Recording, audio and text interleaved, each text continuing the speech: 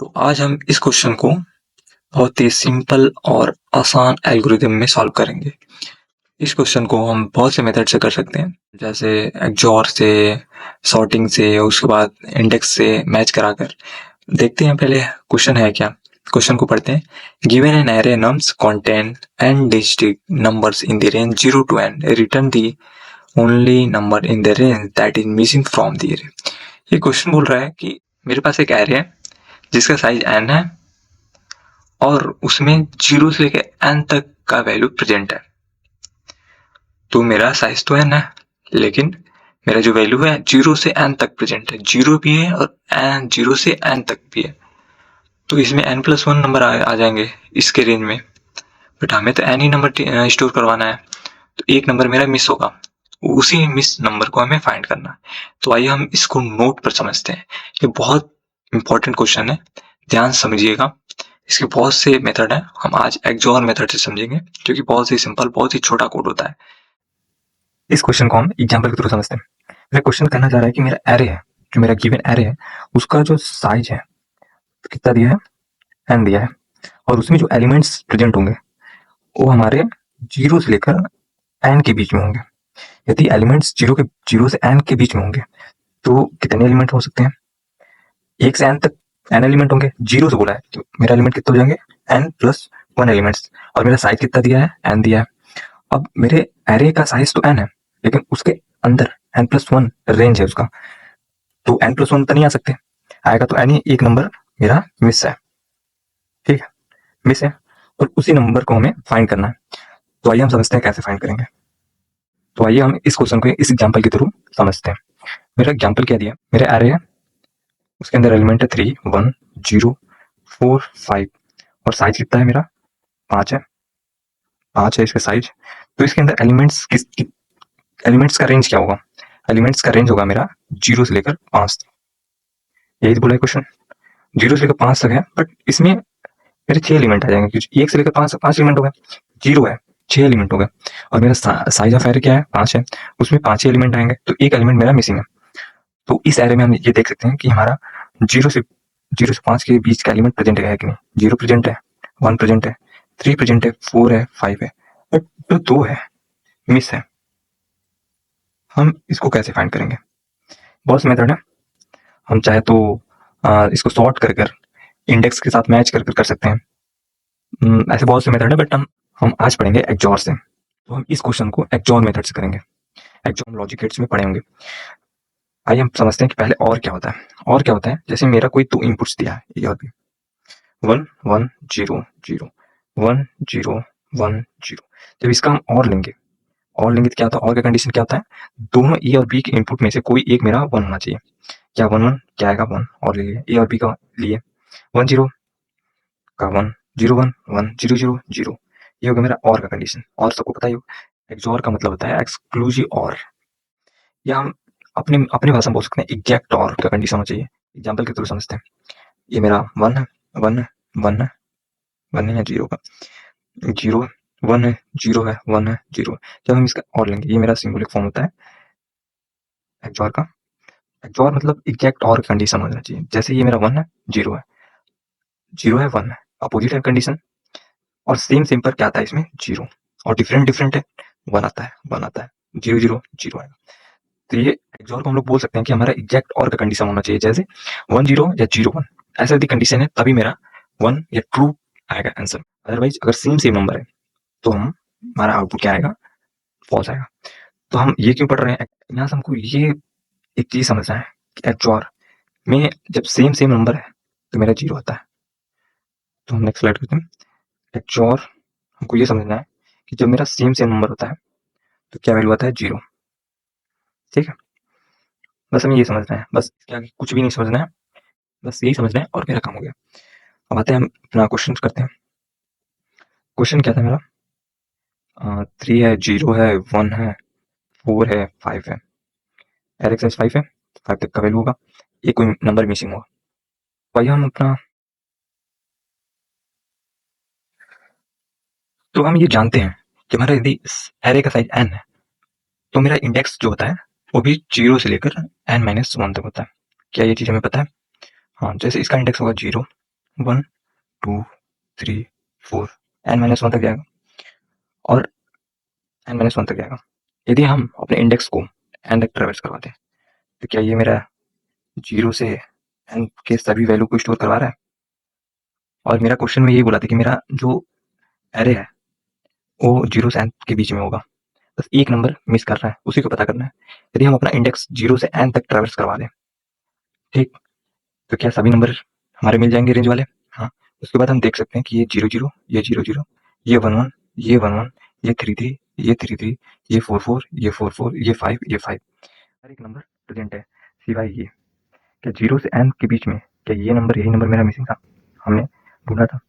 क्या हमें एक चीज मिल रहा है कि ये सेम सेम है, ये सेम सेम है। यदि हम एक्सओर करते हैं तो क्या ये सब वैल्यू 0 हो जाएंगी? यदि वैल्यू 0 हो जाएंगी, जो जो सेम सेम नंबर होंगे उनको उनका एक्सओर लेंगे तो वैल्यू क्या हो जाएंगी? 0।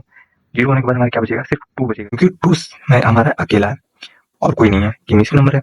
यदि 2 यदि हमारा 2 एक और प्रेजेंट होता है तब 0 हो सकता है, जैसे 3 3 है।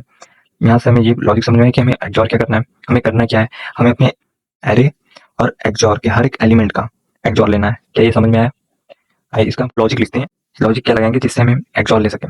लॉजिक ये होगा कि हम एक फॉर लूप चला दें जो यहाँ से यहाँ ट्रेवर्स करे, ठीक, इसका एक्सओर ले लें, और एक फॉर लूप ये चला दें, इसका एक्सओर ले लें। हमारा ये होगा कि हम फॉर लूप चला दें, फॉर लूप चला दें और इसको ट्रेवर्स करवा दें और इसको भी ट्रेवर्स करवा दें और दोनों का एक्सओर ले लें। ये समझ में आया? आइए फॉर लूप चलाते हैं। जो हमारा मिसिंग नंबर है उसे आंसर में स्टोर करवा देंगे।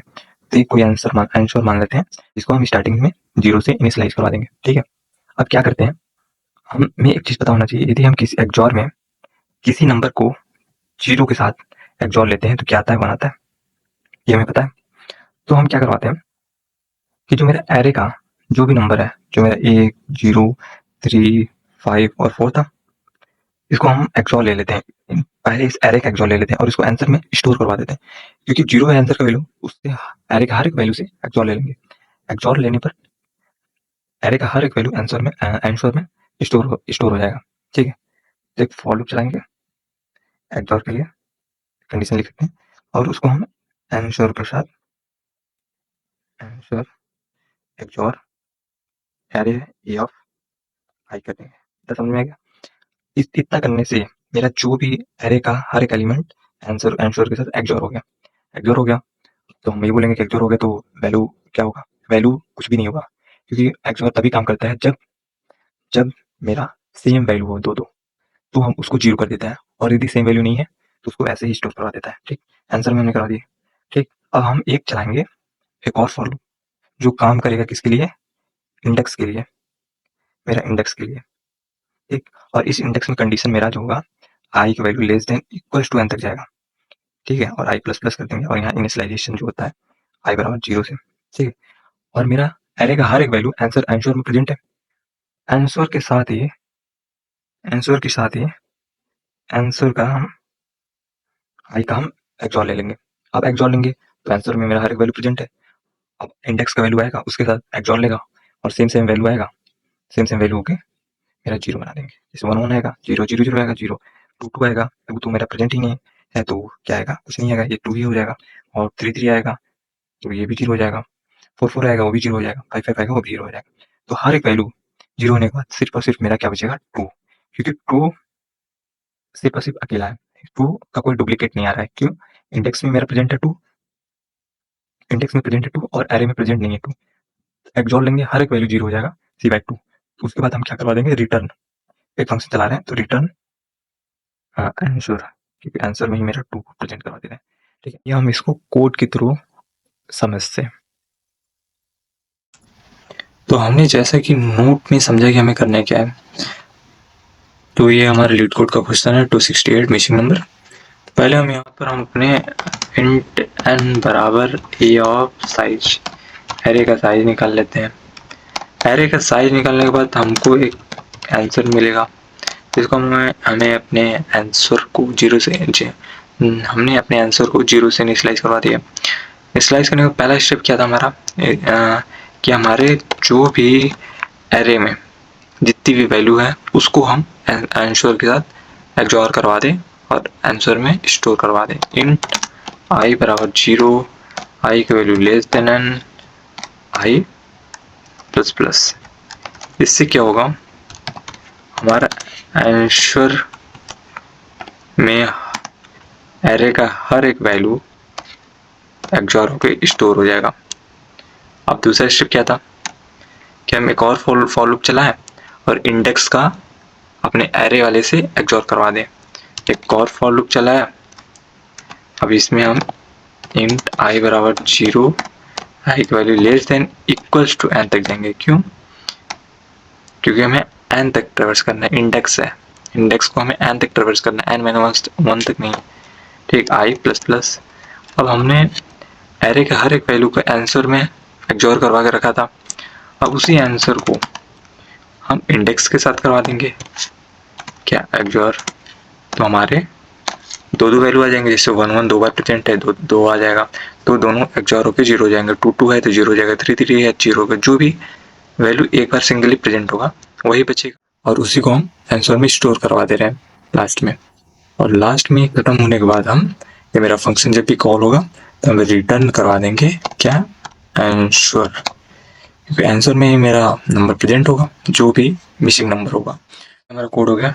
आइए हम इसको रन कराते हैं। हमने रन कराया, हमारे सभी टेस्ट केसेस पास हो चुके हैं। आइए सबमिट करते हैं।